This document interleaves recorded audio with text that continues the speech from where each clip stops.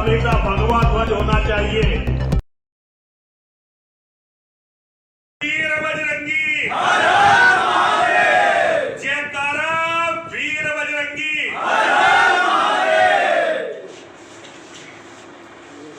भारत माता की जय, भारत माता की जय, भारत माता की जय। वंदे मातरम, वंदे मातरम, वंदे मातरम, वंदे मातरम, वंदे मातरम।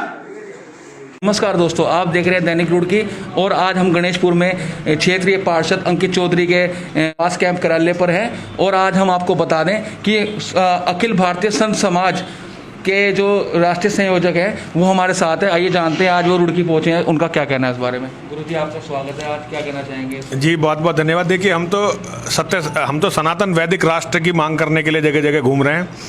जैसे मुसलमानों के पास अपने 58 राष्ट्र हैं, ईसाइयों के पास 125 हैं, बौद्धों के पास 9 देश हैं और यहाँ तक कि यहूदियों के पास भी अपना एक देश है। तो मेरा कहना यह है कि दुनिया में केवल 100 करोड़ हम हैं जिनके पास अपना कोई देश नहीं है। तो मैं चाहता हूँ कि सनातन वैदिक धर्म को मानने वालों के पास भी अपना एक राष्ट्र हो। अभी आप देखिए हमारी यहाँ पे हमारा हिंदुओं का राज कहने के लिए हिंदू सरकार है, लेकिन जगह जगह यहाँ मंदिर उजाड़े जा रहे हैं, तोड़े जा रहे हैं, जिसमें हमारे प्रधान जी उमेश जी जो है सब लोग विरोध भी कर रहे हैं। लेकिन ये केवल इसीलिए है क्योंकि यहाँ कोई भी सनातन वैदिक मान्यताओं को मानता नहीं है। तो अब हमें इजराइल की तरह, जैसे इजराइल है ना यहूदियों का, उसी तरह अपना एक सनातन वैदिक राष्ट्र यहाँ बनाना पड़ेगा। एक ऐसा राष्ट्र जिसमें एक भी मस्जिद ना हो, एक भी मदरसा ना हो, एक भी मजार ना हो और एक भी इस्लाम का जिहादी ना हो। ऐसा राष्ट्र हम लोगों को बनाना पड़ेगा। इस राष्ट्र को बनाने के लिए ही मैं सब हिंदुओं से कहता हुआ फिर रहा हूँ। देखिए बहुत बड़ा खतरा हमारे सामने है। 2029 में भारत का प्रधानमंत्री मुसलमान होगा, क्योंकि हिंदुओं ने तो बच्चे ही नहीं पैदा किए और मुसलमानों ने तो ऐसा करा जैसे बच्चे पैदा करने की फैक्ट्री से लगा दी हो। तो उन्होंने जनसंख्या का बहुत बड़ा अंतर डाल दिया है। 2029 में भारत का प्रधानमंत्री मुसलमान बने, उससे पहले ही हमें अपने लिए सनातन वैदिक राष्ट्र यहाँ बनाना पड़ेगा। अगर हम ये नहीं कर पाए तो फिर हमारे बच्चों का भी बचना बहुत मुश्किल है। जो हालत पाकिस्तान में हिंदुओं की है, जो कश्मीर में हिंदुओं की हुई, जो अफ़गानिस्तान में हिंदुओं की है, जो सीरिया में ईसाइयों की और यजीदियों की है, जो इराक़ में यजीदी और ईसाइयों की है, जो सऊदी अरब में सियाओं की हालत है, बांग्लादेश में हिंदुओं की हालत है, वो हमारी यहाँ हालत हो जाएगी अगर हमने 2029 से पहले सनातन वैदिक राष्ट्र नहीं बनाया। तो मैं सब बच्चों को यही बताने जा रहा हूँ कि सब बच्चे धर्म के लिए लड़ें। और जैसे कि ये लोग लड़ भी रहे हैं, ये अच्छे लोग हैं। तोगड़िया जी के संगठन अंतर्राष्ट्रीय हिंदू परिषद के सब लोग हैं और हमारे सभी बहुत अच्छे साथी हैं। विशेष रूप से उमेश जी, अंकुश पंडित जी और ये सारे लोग हमारे साथी हैं। स्वामी जी, ये जो आपकी यात्रा है ये कहाँ से स्टार्ट हुई है और कहाँ कहाँ जाएगी? उत्तराखंड के अंदर किस किस जगह जाएगी? देखिए कल हम परसों देहरादून में, हम कल देहरादून में थे, परसों हम लोगों ने हरिद्वार में लोगों से बात की थी, सारे सन्यासियों से बात की थी। अब हम यहाँ आज रुड़की में हैं, अब हम यूपी चले जाएंगे और ऐसे धीरे धीरे जो है अपनी बात लोगों को समझाएंगे। मैं हिंदुओं को ये समझाना चाहता हूँ कि हिंदू जो ये छोटा परिवार कर रहा ना, एक लड़का वाली जो कॉन्सेप्ट है, इसने हिंदू को बर्बादी के कगार पे ला दिया है। हिंदू बच्चे पैदा करना शुरू करें, अपने परिवारों को मजबूत करना शुरू करें, वरना यहाँ गृह युद्ध तो तय है, गृह युद्ध तो होना ही होना है। अब जिसके परिवार कमज़ोर होंगे वो मारा जाएगा। जो लोग पुलिस के भरोसे बैठे हुए हैं, नेताओं के भरोसे बैठे हुए हैं, वो ना अपने घरों को बचा पाएंगे, ना अपने परिवार को बचा पाएंगे, ना अपनी औरतों को बचा पाएंगे। तो यही संदेश मैं हिंदुओं को जगह जगह देता हुआ घूम रहा हूँ।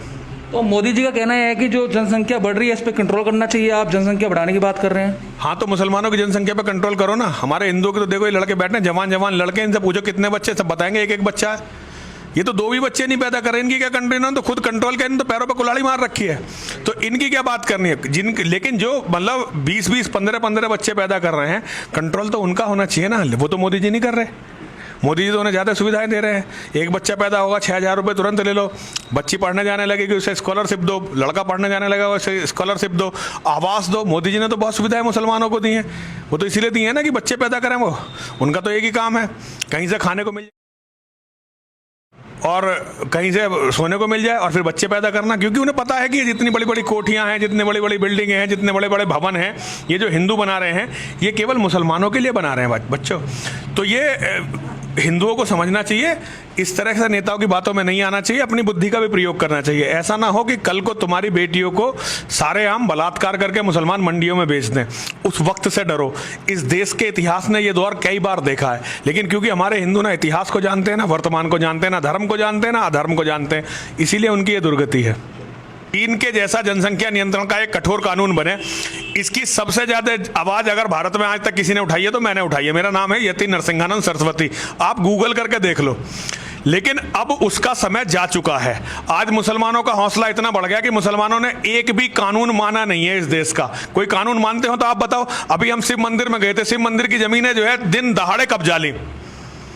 जेलों में जाके देखो आप, वो तो मुसलमान पकड़े नहीं जाते। अगर सारे मुसलमान अपराधी पकड़े जाने लगे तो जेलों में तो रहने की जगह ही नहीं बचे। आज तक मुसलमानों ने इस देश का कौन सा कानून माना है जो इस कानून को मुसलमान मान लेंगे? और भैया ये बहुत देर कर चुकी है सरकार। इस सरकार को आते ही सबसे पहला काम जनसंख्या नियंत्रण कानून करना था, ताकि इन मुसलमानों की जनसंख्या का कुछ नियंत्रण होता। इनका ऑब्जेक्ट क्या है पहले ये बताओ। अगर आप ऊपर की लेयर के 5% मुसलमानों को छोड़ दो तो बचे हुए जो 95% मुसलमान होते हैं उनके घर में सोने की जगह नहीं होती, वो शिफ्टों में सोते हैं। रात का बन गया तो सुबह को खाना बनाने के लिए नहीं होता अनाज, सुबह का बन गया तो रात के लिए। वो तो सरकार ने इन्हें मुफ्त में अब इतना अनाज देने लगी है कि इनका पेट भरने लगा है। वरना ये कुछ नहीं करते, केवल जनसंख्या बढ़ाते हैं। और इनका एक सपना है कि एक दिन हमारी जनसंख्या इतनी हो जाएगी कि हम इस देश में का राज अपने हाथ में ले लेंगे। फिर जितने भी हिंदू हैं इनका कत्ल कर देंगे, इनकी औरतों को बलात्कार करके मंडियों में बेच देंगे, इनके घर अपने आप हमारे हो जाएंगे, इनकी फैक्ट्री, इनकी दुकानें, इनका सब कुछ हमारा अपने आप हो जाएगा। ये इनका लक्ष्य है। तो अब हमें आंखें खोल के इनके लक्ष्य को समझते हुए अगर प्रधानमंत्री जी इस कानून को लाते हैं, बड़ा बड़ा धन्यवाद है। लेकिन कानून हल्का नहीं होना चाहिए, कम से कम इतना कठोर होना चाहिए जितना चीन में है। और मुसलमानों को मनाया जाए, मुसलमानों को यह कानून मनवाया जाए। इतनी ताकत मुझे लगता नहीं प्रधानमंत्री जी में है, लेकिन अगर वो करते हैं तो बहुत बहुत धन्यवाद है।